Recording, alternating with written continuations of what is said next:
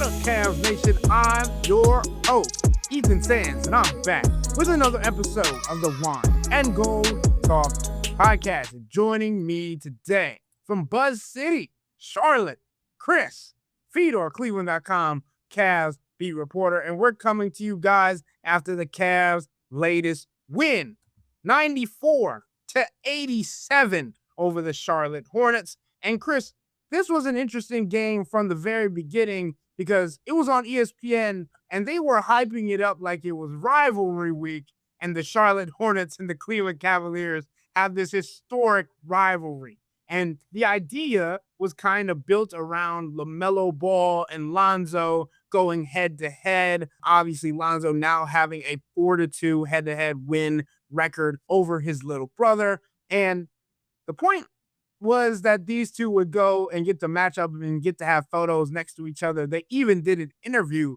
before the game together. But Lonzo didn't play, and LaMelo was horrible. But in the end, Cavs pulled off the win, and the 94 points are tied for Cleveland's lowest of the season against a bottom 10 defense in the NBA, while conversely holding the seventh best offense coming into the game to just 87 points. There's a lot on this bone, Chris. What are you taking away from this game? Well, I think the main thing, Ethan, is that, Kenny Atkinson had questions about how his team was going to respond following the 32-point drubbing against the champs. He even said it after the game. How do we respond? What's it going to look like? Donovan Mitchell said on Monday, hey, I don't want this one loss against OKC to deflate us and take away from some of the progress that we feel like we're making behind the scenes. So to see them come out the way that they did, that was a positive. That was a step forward. There was effort, there was energy, there was intensity. Defensively, it felt like they were making Charlotte uncomfortable. They were imposing their will at the defensive end of the floor. Things were difficult for Charlotte. Passes were difficult. Dribbling was difficult. Shots were contested. So it was just a different approach, different mentality that the Cavs had coming into this game against Charlotte. And I thought it was the right response. It was the right response to the way that they lost against Oklahoma City, a game that showed a lack of maturity, a game that showed a lack of will, a game where the Cavs did not provide the kind of effort that's required against an upper echelon team. So I thought that stood out to me. The other thing is, I just think offense is going to continue to be a slog until the Cavs get to the All-Star break. Sam Merrill still needs time to recover from his sprained hand. He did conduct a workout on the court earlier this morning here in Charlotte, so that's a positive. Max Strus continues to conduct workouts, no contact, but one-on-one individual workouts, that's a positive. Darius Garland, we all know he's going to be missing for the next maybe 2 weeks, maybe longer than that. I talked to him briefly in the locker room after the game. He said he feels fortunate that it wasn't a more significant injury to his toe. There are people inside this organization that believed that it was going to be much more serious when it happened. So there's a feeling of dodging a bullet. But look at the attention that is on Donovan Mitchell. Donovan talked about it following the game that he's been guarded like this before throughout his career, but maybe not as consistently as what it's been. They're just making everything really, really difficult on Donovan. He's seeing multiple bodies. He's getting pushed. He's getting grabbed. Teams are being physical with him. They're trying to get the ball out of his hands. There just aren't as many reliable ball handlers. There aren't as many reliable advantage creators that the Cavs have, with Sam Merrill unavailable to take some of that attention away from Donovan, or Darius Garland unavailable to take that attention away from Donovan, because it's just different.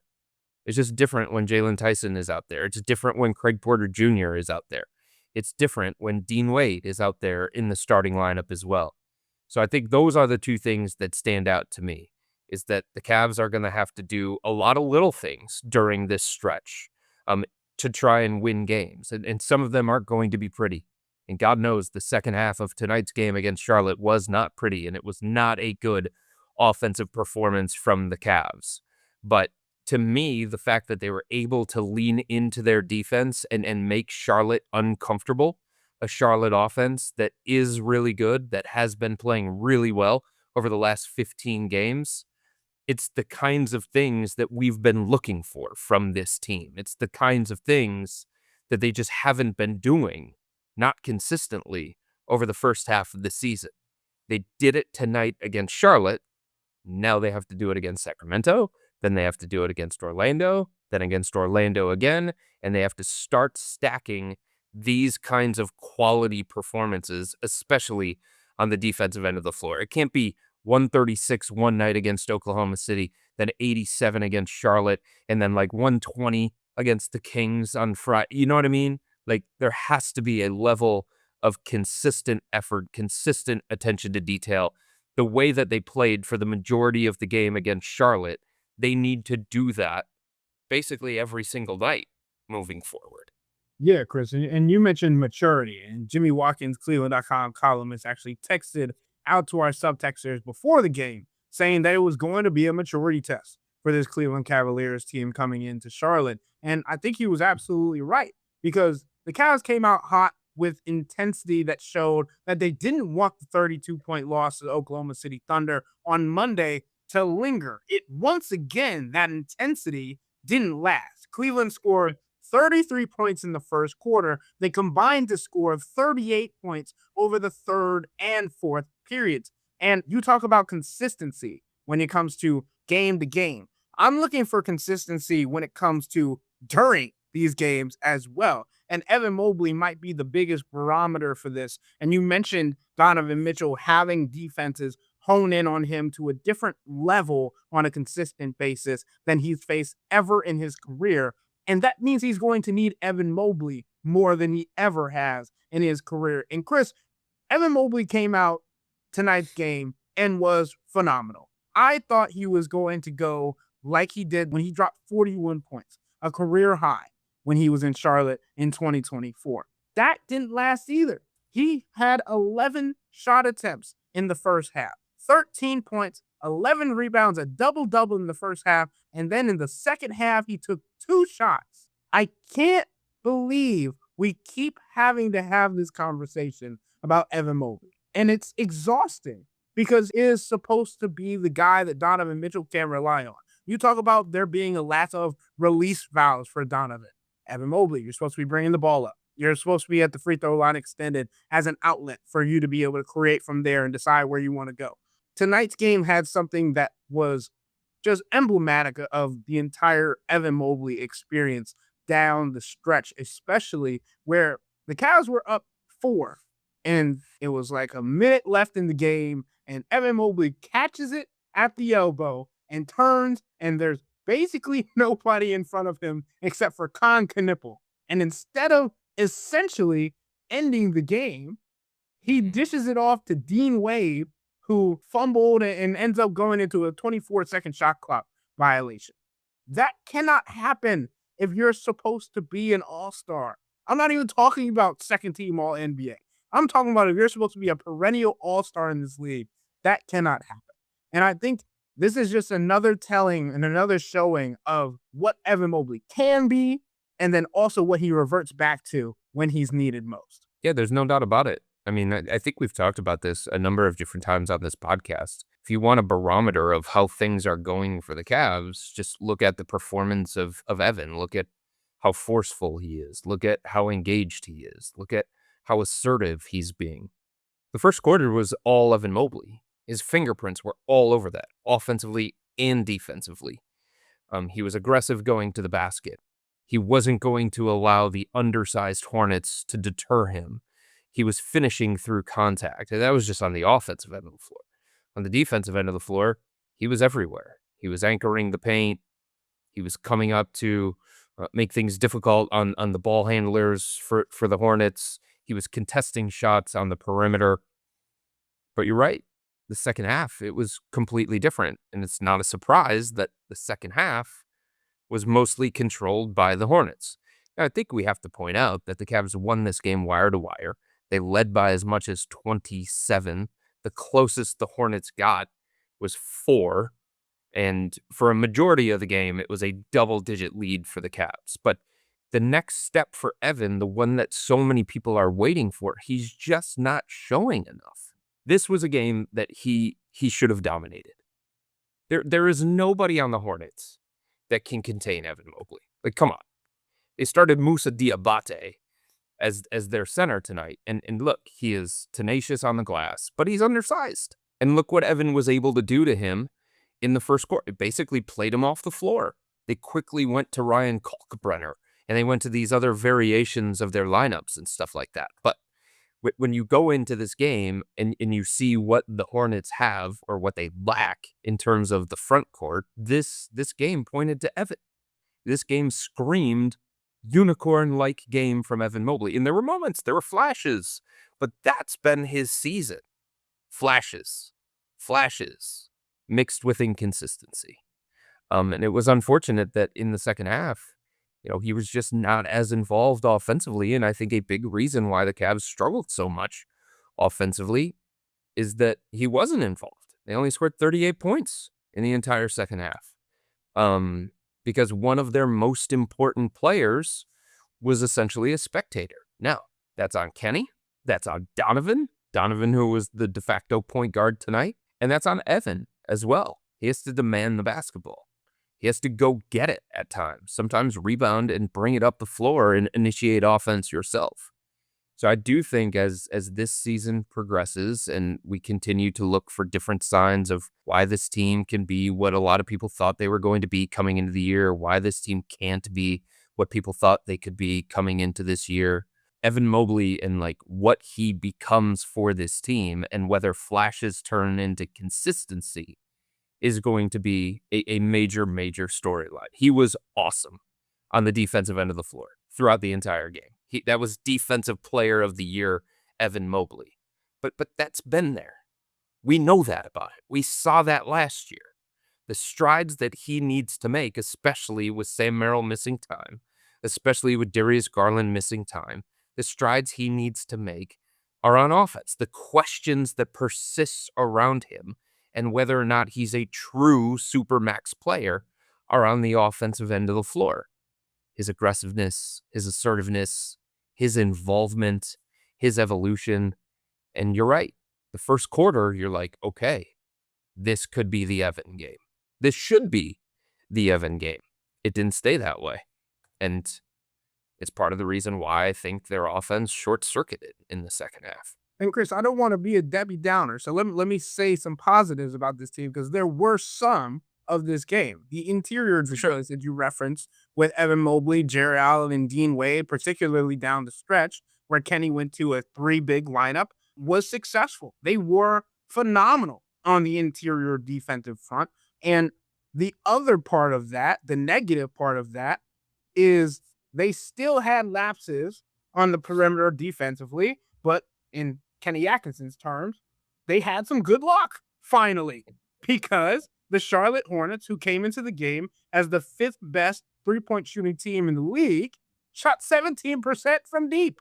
There were multiple times where they had open looks and just simply didn't make them. Brandon Miller coming over screens, Con Knipple coming over screens, being left open in the corner, didn't make them. And that sometimes, and the Cavs have learned this the hard way this season, can change games. Because when you look at the stat sheet, when you look at everything that went down tonight, when it comes to offensive rebounds, okay, you tell me the Cavs had 60 rebounds tonight. They won the rebound battle 60-47. Charlotte still had 17 offensive boards, just like the Cavs. Turnovers. The Cavs had 20 turnovers again. Horrible. Points off turnovers. The Charlotte Hornets had 21 points off those 20 turnovers. Second chance points. That's where the Cavs were making their money. But points in the paint, 50-46 in favor of Charlotte. Points in the fast break, 26-9 in favor of Charlotte.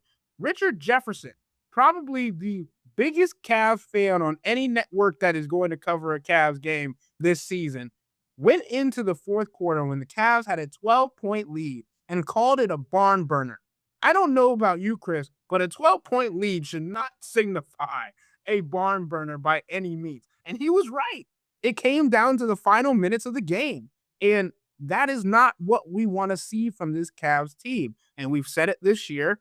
Obviously, working with a lead is much more beneficial for this team because other teams have proven that they're going to come back. The intensity might wane for a quarter, maybe two. Tonight it was the third quarter, and teams come back from those deficits. And tonight, instead of having to work so hard like the Cavs had this season from being behind, they had a lead. Kind of sounds like what happened a lot last year. Chris, I'm just curious to see what you thought and what your overall perspective has been on the Cavs defense. Obviously, on the interior tonight, it was much better, but I still think they have a long way to go to be a defense first team like they used to be. Yeah, that's the thing. You don't become a defense first team just because you gave up only 87 points on one Wednesday night against the Charlotte Hornets. Do you do it over and over and over again? Can that be your pathway to consistently winning basketball games? Can that be the thing that you do better than anybody else does? You know what I mean? Like, that's the separator. Oklahoma City does it most of the time.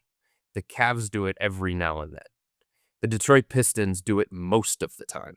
The Cavs do it every now and then.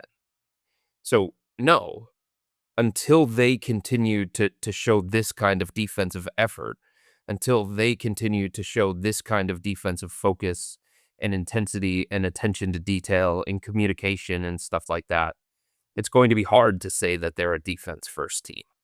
They're middle of the pack in defense throughout the course of this year. Detroit's a defensive first team. They're second in defense. Oklahoma City is a defense first team. They're number one in defense. You can't be a defense first team and be middle of the pack in defense. And if you are a defense first team and you're middle of pack in defense, you're not going to be very good. You're not going to be a championship contender.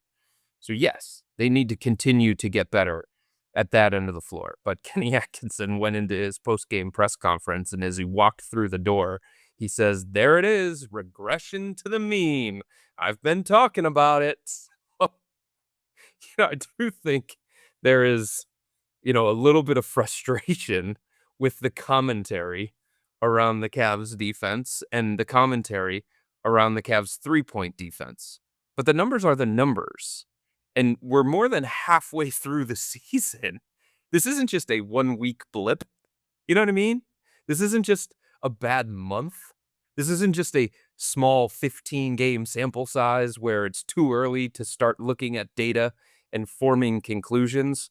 We've got more than 40 games of data that show this team being a middle-of-the-pack defense and this team being the worst defense in terms of guarding the three. And that just doesn't change.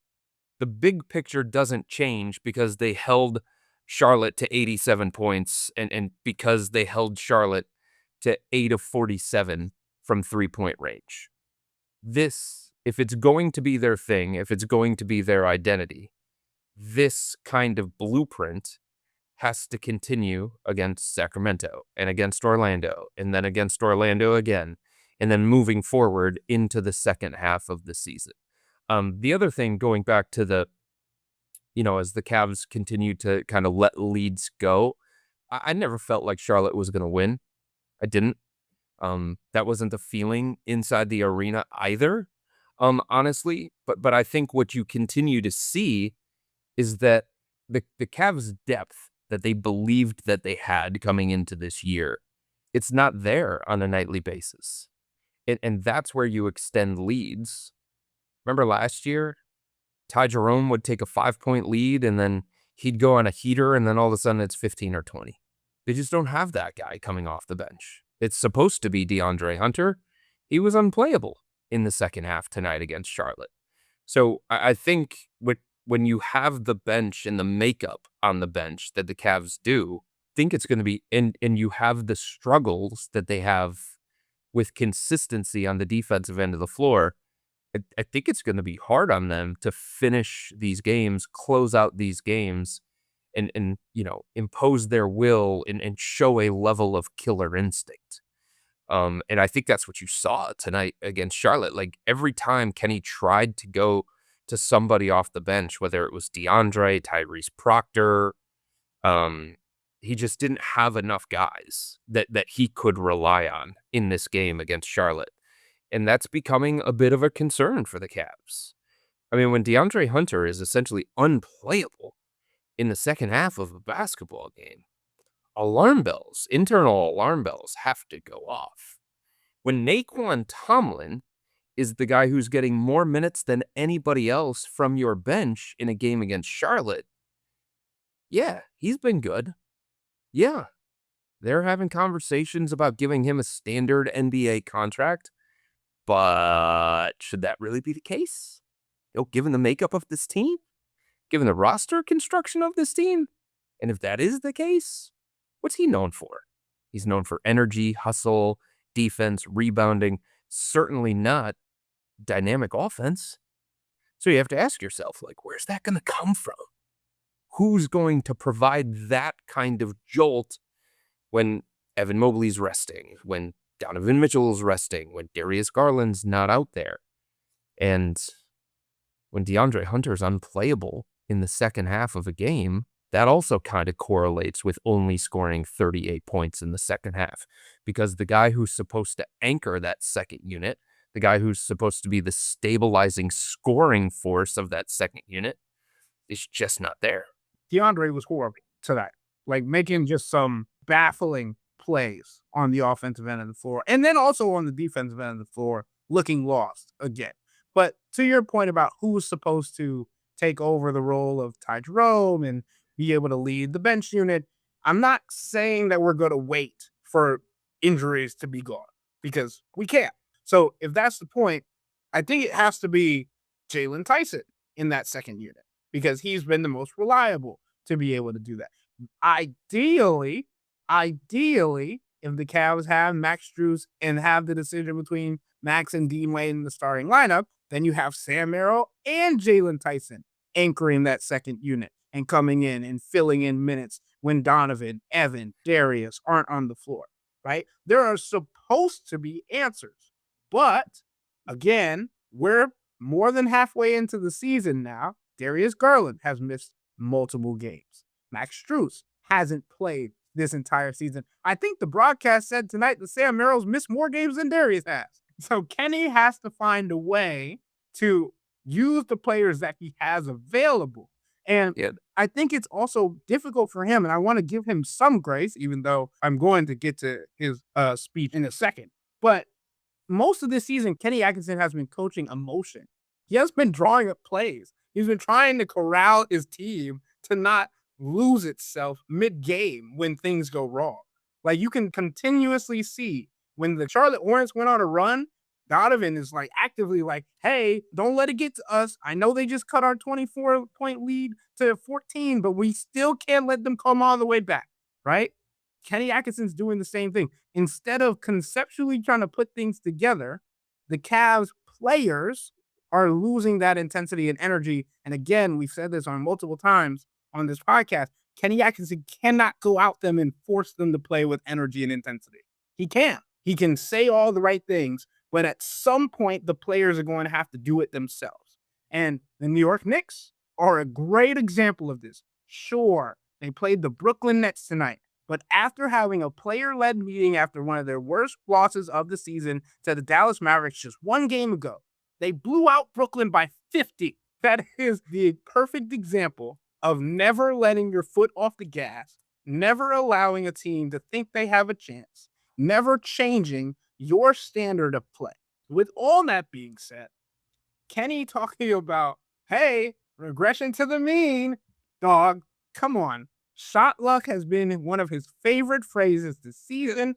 Two, if it's not that, it's estimated shot makes and misses and percentages and all these things. The Cavs made the same amount of threes as the Charlotte Hornets tonight. Let's not let that go over anybody's heads. Yeah. They had 8 threes tonight. The Cavs were able straight game in single digits. Man, that is insane to me after a season where they never got below 10. So this is a Cavs team that shot 20% from 3 tonight.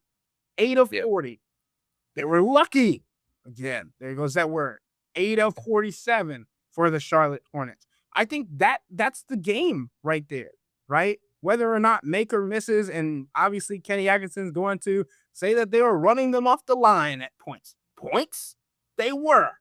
At points, They were missing open looks. And I think there's this balance of Kenny needs to be better, the players need to be better. And we came in saying that maybe they're going to put up 120 on them. But you look at Sacramento, who's resting Domantas Sabonis tonight to be ready for the Cavs on Friday. Teams are coming in trying to put not a bullseye on the Cavs back because they're better than them, but because they can make an example out of them for themselves. The Charlotte Hornets already beat the Cavs this season. You know they came into tonight's game with the same mindset. I just think, or I just wonder, in the state that the Cavs are currently in, if we're just going to have to deal with ugly performances for the next week, 2 weeks before the All-Star break. Donovan's exhausted. Just going to tell you that right now. You could tell. Second half, he looked exhausted. He wasn't running at the same speed. He looked worn down physically because of all the attention that he was getting from the Charlotte Hornets. The kind of load that he's had to carry in the first half of the season because of all the different injury absences that the Cavs have had. And you can sit here and you can say, well, he shouldn't have to do that. They have Evan Mobley. They have Jared Allen. And it's true, but so much of this offense, the way that Kenny's system is designed, is with ball-dominant, pick-and-roll heavy players in Donovan, and that's how they're going to function. So he's exhausted. They don't have the movement, the gravity of Sam Merrill that congests their offense, that allows the defense to guard them in a different kind of way. They just, in this current state, they just don't have the same kind of ceiling as an offensive team. Not consistently.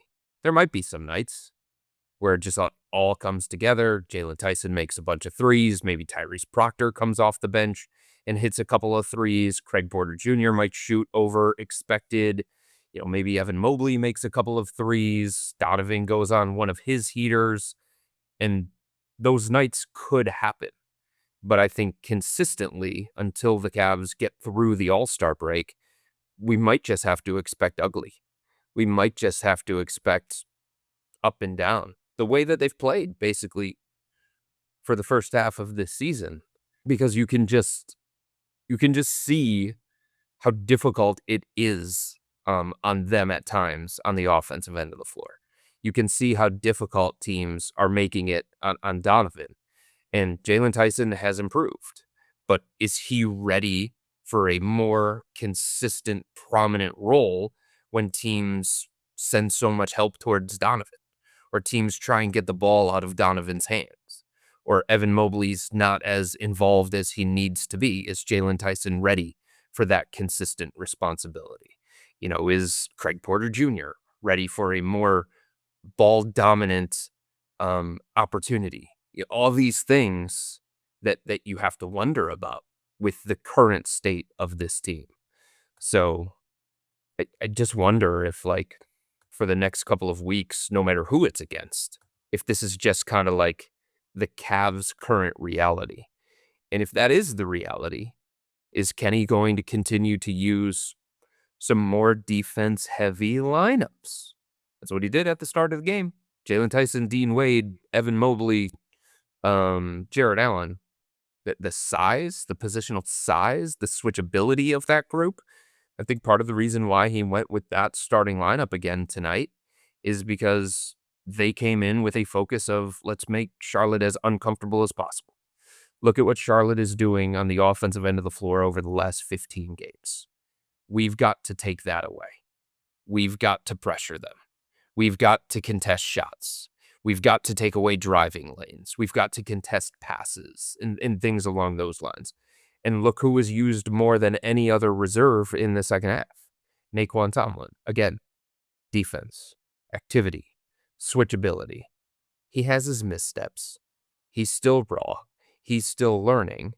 But I'm just wondering, given the current state, is Kenny just going to try and lean more in to some of these defense-heavy lineups the way that he did? Because he understands just the realities of what this current group is capable of on the offensive end of the floor, and recognizing that the ceiling is just not nearly as high with what's missing. To your point about Kenny might having to use a specific grouping, we're talking about Jalen Tyson in his second season, arguably being more ready more mentally ready to take on that load, that workload to help Donovan Mitchell rather than Evan Mobley, who is in his fifth season, Or DeAndre Hunter. or DeAndre Hunter, who's been in the league even longer than both of them. It's sad to see this. Or Lonzo Ball, who was one of their prime offseason pickups. I agree. I agree. And to your point about Donovan Mitchell being exhausted, this isn't the first time he's either looked or said that he's been exhausted in fourth quarters this year against the Charlotte Hornets. Man, and he came into this season saying he was in the best shape he's been in a very long time, if not all of his entire NBA or basketball career. And this is what we're getting. That's the worry about the playoffs, about how much Donovan Mitchell has been used, how much Donovan Mitchell has seen, and what version of the Cavs they're going to have. Because the Cavs have dealt with injuries galore in the playoffs, and that's just getting to the Eastern Conference semifinals in 5 games. What happens if they get further than that, Chris? How Yeah. much does that wear on them? That's part of the pain of Lonzo just not even being playable on a night that it was rivalry night against his little brother, LaMelo. Tyrese Proctor got the nod from Kenny Atkinson. Larry Nance Jr. got the nod from Kenny Atkinson. Lonzo was supposed to take some of those ball handling responsibilities. Lonzo was supposed to help organize the offense. Lonzo was supposed to initiate some things so that maybe Donovan could be off the ball, so that he could run around screens or he could take some possessions off. Same thing when it comes to Darius. That's who Lonzo was supposed to be for this team. That was the idea of Lonzo Ball. And, I know that there's this big picture thing that the Cavs are looking at with his maintenance and not trying to wear him out in the regular season, hoping that he can still be an asset for them when they get into the playoffs. But in the meantime, managing it that kind of way, this idea that he's kind of out of the rotation, there is a domino effect of that. And I think the person who is impacted the most by that has been Donovan. And I think it'll continue to be Donovan. And Craig has been good. I don't want to short Craig. His passing is up and down. Some of the turnovers are still a little bit too high, and you can tell the frustration from Kenny Atkinson when he tries a pass that either gets deflected or gets picked off or something like that. But for the most part, Craig has been effective, but I just don't know if he's ready for that kind of role consistently. I don't know that there's enough like internal belief and trust that, okay, we're just going to put the offense in Craig's hands, for an extended stretch. You know what I mean? So like, where does that come from? Who kind of takes that responsibility from Donovan during this stretch? It's part of why the Lonzo thing just not working out as planned has been a problem in a multitude of ways. And it's something that the Cavs really have to explore as the trade deadline gets closer. Like, it might not have been a perceived weakness coming into this year, and they might feel like when at full strength, there's enough to manage that kind of situation. But there's this thing called protection. There's this thing called insurance. There's this thing called depth. And like, one of your most important depth pieces is just, he's no longer in the every night rotation. And it's something that the Cavs really have to look at as the trade deadline gets closer, of like, how can they work through that given the financial limitations that they have, or can they work through that given the financial limitations that they have? And if they can't find external help, what are the solutions internally? Does it mean that they have to change their scheme a little bit? I don't know. It's all things that I think Kenny is working through and this front office is working through. And I just don't think there are a lot of easy answers when it comes to that, when we're talking big picture stuff. Yeah, Chris, I agree with you. And it's part of the reason why throughout the entire season, I've been talking about the short leash that Craig Porter Jr. has had Right. with Kenny Atkinson, and the different kind of belief it has shown when it comes to how he's managed his rotations and his minutes throughout the year, because it just doesn't feel the same level of belief that they have in someone like Jalen Tyson, right? And that's why I look at him when you talk about someone that might need to step up even more and be more of a consistent threat at the offensive end of the floor, especially on a nightly basis, if opposing teams are going to take Donovan Mitchell away. And obviously, we know Donovan tonight, and almost every time Darius Garland isn't on the floor and he gets put into this de facto point guard role, begins to try and force things when it comes to getting off the ball and passing a little bit more than he usually does, which can lead to a game like tonight where he has 6 assists, but then also has 8 turnovers. Eight's way too many. Eight's way too many. Donovan knows it, but it was not, a great Donovan floor game. Let's put it that way. And when he's going to be the guy that takes that responsibility, and has to slide to the point guard spot, like that can't be how the offense functions. He can't have that many mistakes. It's too detrimental to this version of the Cavs. So, Chris, let me end very quickly on a positive note. Larry Nance Jr. played tonight. Larry Nance Jr. has some good minutes tonight. I liked how he played in his 12 and a half minutes. He was a plus 14 on the floor. It was probably the best that he's looked, obviously, since he's been back, as it was only his second appearance since being back. But I think Kenny, who has talked about the depth of especially the front court, finally going back to Larry Nance, could be a positive sign. It could have been just something that they knew they were going to need, especially if they were just going to be missing from deep when it comes to the Charlotte Hornets. The other good news that I wanted to mention before we wrap up today's podcast is with tonight's win, the Cavs bump up to the 5th seed in the Eastern Conference. They're 25-20. They're now 8.5 games behind the Detroit Pistons in the 1st seed, and they're only a game and a half back from the 3rd seed, which is now held by the New York Knicks. As we said on this podcast, there's a lot more to do for this team. There's a lot more room to grow, and there's a lot more season to be played. And as they go home to play the Sacramento Kings and travel to Orlando to play them and then come back to Rocket Arena to play Orlando again, it's going to be very interesting to see how this team and the dynamic of it play out over the next week.